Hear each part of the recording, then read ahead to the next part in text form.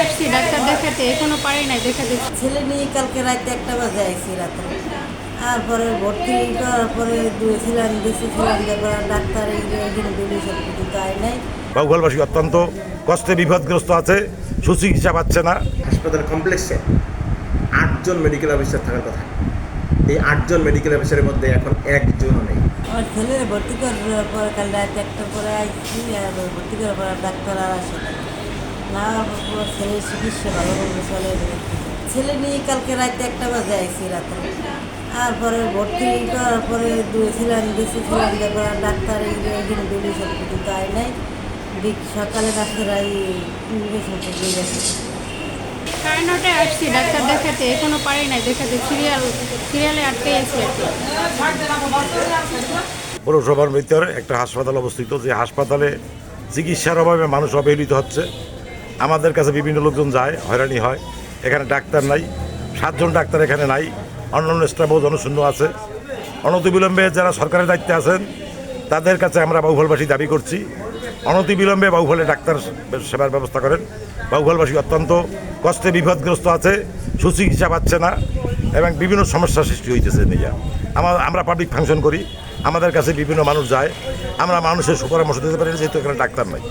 একজন টিএইচ আছে শুধু, আর 2জন সহকারী ডাক্তার, বাকি জনশূন্য পদ এখানে আছে।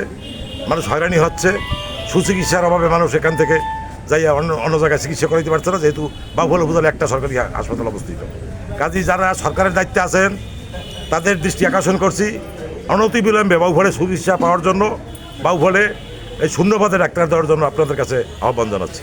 আমাদের এই বাউফল উপজেলা স্বাস্থ্য কমপ্লেক্স 50 শয্যা বিশিষ্ট হাসপাতাল। এখানে জনবল সংকট প্রকট। আমার এখানে নিয়মিত কোনো পরিচ্ছন্ন কর্মী 6 জনের জায়গায় 1জন বলতে হবে। আমার এখানে ডাক্তারদের প্রকট সংকট। এই 50 শয্যা বিশিষ্ট হাসপাতালে 36 জন ডাক্তার থাকার কথা এবং হাসপাতাল কমপ্লেক্সে 8জন মেডিকেল অফিসার থাকার কথা। এই 8জন মেডিকেল অফিসারের মধ্যে এখন একজনও নেই। মাঠের অলরাউন্ডার আমি, আর ঘরের allrounder Tylox. Tylox toilet cleaner, clean মানেই টাইলক্স। আমার এখানে এখন আমার ইউনিয়ন থেকে 2-3 জন মেডিকেল অফিসারকে তাদেরকে এখানে এনে কোনো রকমভাবে আমি চালাচ্ছি। এই পরিস্থিতিতে হাসপাতাল চালানো খুবই মুশকিল। আপনাদের কাছে আবেদন, আপনারা একটু মানুষকে একটু বোঝাবেন যে মানুষ যেন একটু সহনশীলতার সাথে চিকিৎসা সেবা গ্রহণ করে, কারণ আমরাও তো মানুষ।